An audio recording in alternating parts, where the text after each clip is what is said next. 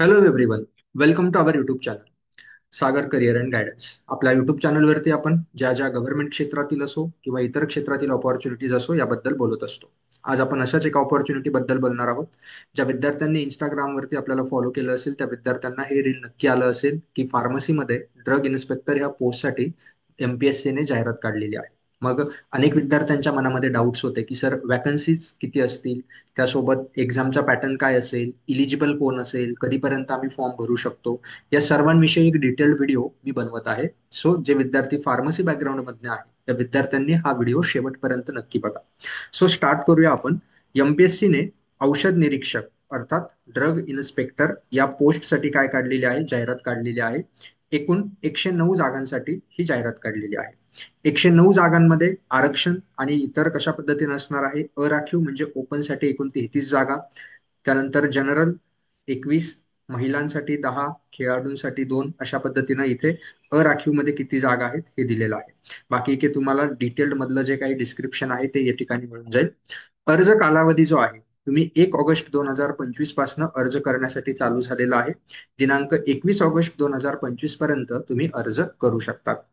त्यानंतर परीक्षा शुल्क ऑनलाईन पद्धतीने भरायचं असेल तर 21 ऑगस्ट पर्यंत मुदत आहे. जर तुम्हाला एसबीआयच्या चलनाद्वारे परीक्षा शुल्क भरायचं असेल तर 23 ऑगस्ट पर्यंत मुदत आहे. आणि अंतिम चलनाद्वारे म्हणजे चलनाद्वारे परीक्षा शुल्क भरण्याचा अंतिम दिनांक हा 25 ऑगस्ट असणार आहे. ऑनलाईन तुम्ही पेमेंट करू शकता, सगळ्यात सुटेबल वे आहे. आता या जाहिरातीमधल्या ज्या ज्या महत्वाच्या गोष्टी आहेत ह्या महत्वाच्या गोष्टी मी तुम्हाला सांगणार आहे. बाकी गोष्टी तुम्ही रीड करू शकता, डिटेलमध्ये जाहिरातीमध्ये दिलेला आहे.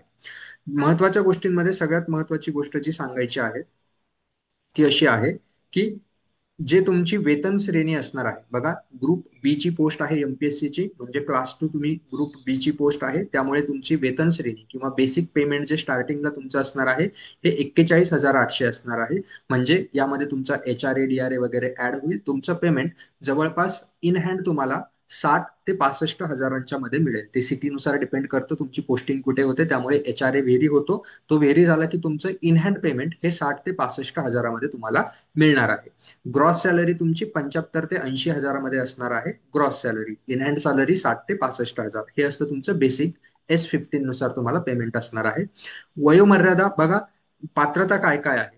पहिलं तर इंडियन सिटीजन असायला हवं. दुसरी गोष्ट म्हणजे 1 नोव्हेंबर 2025 रोजी तुमचं मिनिमम एज हे 18 वर्ष असायला हवं आणि मॅक्झिमम एज हे अराखीव गटासाठी 38 वर्ष, इतर असतील मागासवर्गीय 43, त्यानंतर स्पोर्ट्समन त्यांना 43 आहे.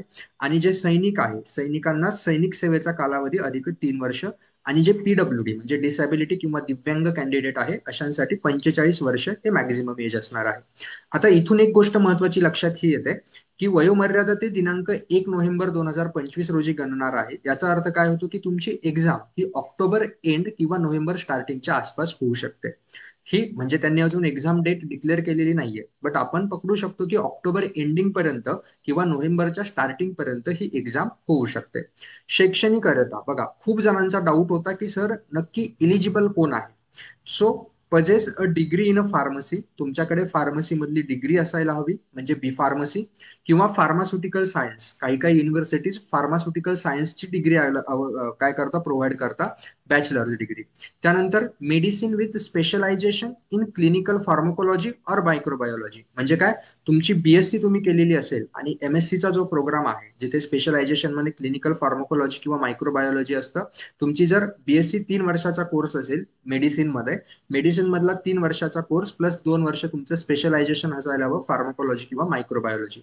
बरेच विद्यार्थ्यांनी डाऊट विचारला होता सर फूड टेक्नॉलॉजी याच्यासाठी इलिजिबल आहे का, तर नाही, फूड टेक्नॉलॉजी वगैरे इलिजिबल नाहीये. ठीक आहे.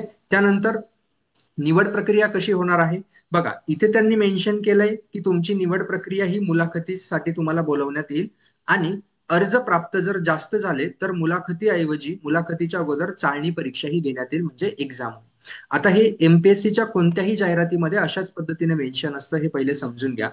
पण सगळ्यात महत्वाची गोष्ट, जरी इथे असं दिलेलं असतं की मुलाखतीसाठी बोलवण्यात येईल आणि अर्जांची जी काही संख्या आहे ही वाजवी प्रमाणापेक्षा जास्त असेल तर चाळणी परीक्षा घेण्यात येईल.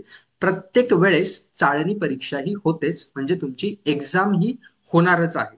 ठीक आहे, कारण अर्ज हे नेहमी जास्तच येतात, त्यामुळे एक्झाम जी आहे ही एक्झाम होणार आहे. महत्वाची गोष्ट ही आहे चाळणी परीक्षा झाल्यानंतर मुलाखतीचे आणि चाळणी परीक्षेचे एकत्रितरित्या गुण काय होणार आहे, तुमचे काउंट केले जाणार आहे. महत्वाची गोष्ट, मुलाखतीमध्ये तुम्हाला किमान 41% गुण हे असायलाच हवे. म्हणजे 50 मार्काची मुलाखत असते. जो मागचा ड्रग इन्स्पेक्टरचा पेपर झाला होता त्यावेळेस होती 50 मार्कची मुलाखत असते. सो तुम्हाला त्यापैकी 41% मार्क्स हे असायलाच हवे. जवळपास 20-20.5 मार्क म्हणजे 20.5 मार्क्स हे तुम्हाला मुलाखतीमध्ये 50 पैकी मिळालेच पाहिजे, तरच तुम्ही इलिजिबल असणार आहात. ठीक आहे. त्यानंतर अर्ज सादर करण्यासाठी तुम्हाला एमपीएससीच्या वेबसाईटवरती जाऊन अगोदर तुमची प्रोफाईल बनवावी लागेल, जर प्रोफाईल बनवलेली नसेल तर. मग ही प्रोफाईल बनवल्यानंतर कुठे बनवायची सर प्रोफाईल? प्रोफाईल तुमची बनवण्यासाठीची जी लिंक आहे ही लिंक या ठिकाणी दिलेली आहे. मी डिस्क्रिप्शन मध्येही ती लिंक देईल. mpsconline.gov.in ह्या संकेतस्थळावरती जाऊन तुम्ही स्वतःची प्रोफाईल अगोदर क्रिएट करा. प्रोफाईल क्रिएट केल्यानंतर तुम्ही अप्लाय मग त्यामध्ये करू शकता तुमच्या पोस्टसाठी. प्रोफाईल क्रिएट करताना तुम्हाला काही डॉक्युमेंट्स आणि केवायसीची प्रक्रिया पूर्ण करायची आहे. ही केवायसीची प्रक्रिया पूर्ण करा. तुमचा प्रूफ, आयडेंटिटी प्रूफ द्या. केवायसी प्रक्रिया पूर्ण होईल. केवायसी झाल्यानंतर तुम्हाला प्रोफाईलमध्ये जे डॉक्युमेंट्स अपलोड करायचे आहेत त्या डॉक्युमेंट अगोदर, फॉर्म भरण्याच्या अगोदर हे डॉक्युमेंट सोबत घेऊन बसा. डॉक्युमेंट कोणकोणते आहेत? अर्जातील नावाचा पुरावा म्हणजे तुमचं एसएससी सर्टिफिकेट, वयाच्या पुराव्यासाठी तुमचं बोर्ड सर्टिफिकेट चालतं. बाकी तुमचं शैक्षणिक अर्हता म्हणजे एलिजिबिलिटी आहे की नाही. जर तुम्ही हे असाल आरक्षणामध्ये असाल तर ह्या गोष्टी, दिव्यांग असाल तर ते वगैरे, खेळाडूंसाठी, महिलांसाठी जे काही तुमचं आरक्षण असेल ते असेल. त्यानंतर नावात बदल झाला असेल तर तो पुरावा. मराठी भाषेचा ज्ञान असल्याचा पुरावा म्हणजे काय? फॉर एक्झाम्पल, ही एक महत्वाची गोष्ट, जर तुमचं 10वीला मराठी नसेल तर अशा विद्यार्थ्यांना हा पुरावा द्यावा लागेल. आणि आता जरी नाही दिला तर नंतर तुमची सिलेक्शन झाल्यानंतर, गरज आता नाहीये सर आम्ही 10वीला मराठी नव्हतं किंवा 12वीलाही मराठी नव्हतं, 10वी आणि 12वीला जर मराठी नसेल आणि नंतर मात्र तुमचं सिलेक्शन झाल्यानंतर तुम्हाला मराठीचा पेपर हा पास करावा लागणार आहे. त्यानंतर लहान कुटुंबाचे प्रतिज्ञापत्र देखील तुम्हाला त्या ठिकाणी अपलोड करावं लागणार आहे. हे लहान कुटुंबाचं प्रतिज्ञापत्र तुम्हाला वेबसाईटवरतीच मिळून जाईल जेव्हा तुम्ही अप्लाय कराल तेव्हा. शुल्क जो आहे, ऍप्लिकेशन फी जी आहे, ही जनरल कॅटेगरीसाठी 394 रुपये आहे आणि इतर मागासवर्गीय, दिव्यांग वगैरे जे आहेत त्यांच्यासाठी 294 रुपये असणार आहे, फीज असणार आहे. ऑनलाईन पद्धतीनं तुम्ही फी पेमेंट करा. त्यानंतर अजून महत्वाच्या गोष्टी मी जी सांगितली, ही एक्झाम्पल, की विभागीय परीक्षा आणि हिंदी व मराठी भाषा जी आहे या परीक्षा तुम्हाला काय करायच्या आहेत? पास करायच्या आहेत. म्हणजे हिंदी व मराठी भाषा जर उत्तीर्ण झालेली नसेल, 10वी आणि 12वीला नसेल, आणि अशी परीक्षा उत्तीर्ण होण्यापासून तुम्हाला सूट मिळालेली नसेल, तर जॉईनिंग नंतर सेवा प्रवेशोत्तर म्हणजे तुम्ही एकदा जॉईनिंग झाल्यानंतर तुम्हाला ही परीक्षा पास करावी लागेल. ठीक आहे. त्यानंतर माहिती तंत्रज्ञान असेल, तुमचं एमएससीआयटीचं सर्टिफिकेट, एकतर एमएससीआयटीचं सर्टिफिकेट किंवा जे विद्यार्थ्यांना आयसीटी हा विषय होता इयत्ता 10वी, 11वी, 12वीला, किंवा 10वीला आयसीटी विषय असेल, 11वी 12वीला आयसीटी विषय असेल, तरी मग तुम्हाला एमएससीआयटी सर्टिफिकेटची गरज नसणार आहे. त्यानंतर ह्या होत्या गोष्टी काही इम्पॉर्टंट. तुम्हाला बाकी सगळं जे आहे जाहिरात तुम्हाला या वेबसाईटवरती मिळून जाईल. मी लिंक डिस्क्रिप्शन मध्ये देतो, जाहिरातीची ही लिंक देतो. त्यानंतर तुम्हाला डॉक्युमेंट सांगितले कोणकोणते अपलोड करायचे. दुसरी महत्वाची गोष्ट जी विद्यार्थ्यांच्या मनामध्ये प्रश्न होता की सर ह्या एक्झामचा सिलेबस काय असणार आहे. बघा, सिलेबस अजून तरी असा ह्या एक्झामसाठी, रिसेंट एक्झामसाठी डिक्लेअर झालेला नाहीये. बट या अगोदर जी ड्रग इन्स्पेक्टरची एक्झाम झालेली होती, या ड्रग इन्स्पेक्टरच्या या अगोदर जी झाली होती त्या एक्झामचा जो सिलेबस होता तो सिलेबस तुम्हाला एक अंदाज देऊ शकतो की सिलेबस काय असणार आहे. आपण तो सिलेबस बघूया. सो ड्रग इन्स्पेक्टरची या अगोदर जी एक्झाम झाली होती ती लेखी परीक्षा 200 गुणांचा पेपर होता. 100 प्रश्न होते, 200 मार्क होते. म्हणजे एक प्रश्न हा 2 मार्कसाठी होता. 1 तासाचा पेपर असतो. बघा गंमत, 60 तासांमध्ये तुम्हाला 100 प्रश्न सोडवायचे आहेत. म्हणजे इथे तुमचं स्पीड सोबतच अॅक्युरेसी देखील मॅटर करणार आहे. पदवी, ओके. इंग्लिशमध्ये पेपर असणार आहे आणि एमसीक्यू, वस्तुनिष्ठ बहुपर्याय म्हणजे एमसीक्यू असणार आहे. निगेटिव्ह मार्किंग इथे असते. किती असते? 4 चुकीच्या उत्तरांसाठी एका प्रश्नाचे गुण वजा करण्यात येतील. म्हणजे काय?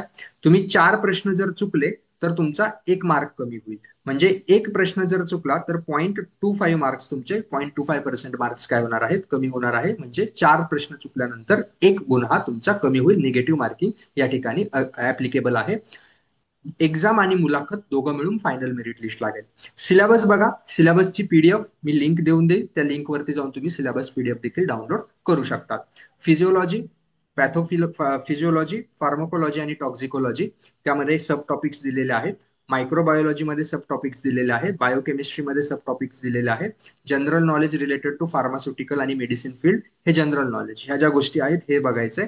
इंटेलिजन्स टेस्ट म्हणजे किती अॅक्युरेटली तुम्ही ते क्वेश्चनचे आन्सर देऊ शकता यावरती ते डिपेंडंट असेल. ह्या पद्धतीनं मागच्या एक्झामचा सिलेबस देखील तुम्हाला मी सांगितलेला आहे. सो आपण डिटेल बघितलं, कधीपासून चालू होणार आहेत, फॉर्म कसे आहेत, त्यानंतर फॉर्म भरायचा कुठे आहे, कोण कोण इलिजिबल आहे, ह्या सर्व गोष्टी आपण बघितलेल्या आहेत. सिलेबस काय आहे हे देखील बघितलेलं आहे. सो ज्या ज्या विद्यार्थी फार्मसीमध्ये करिअर करायचं असेल आणि गव्हर्नमेंट जॉब हवा असेल त्यांच्यासाठी ही चांगली ऑपॉर्च्युनिटी आहे. सो हा व्हिडिओ जास्तीत जास्त विद्यार्थ्यांपर्यंत शेअर करा. व्हिडिओ आवडला असेल तर लाईक करा आणि आपल्या चॅनलला नक्की सबस्क्राईब करा. तुम्हाला जेवढ्या पण जॉब रिलेटेड अपडेट्स असतील इथून पुढे येणाऱ्या, मग कोणतंही तुमचं फील्ड असेल त्या जॉब रिलेटेड अपडेट्स आपल्या चॅनलवरती तुम्हाला मिळत जातील. बाकी भेटूया पुढच्या व्हिडिओमध्ये. Thank you so much.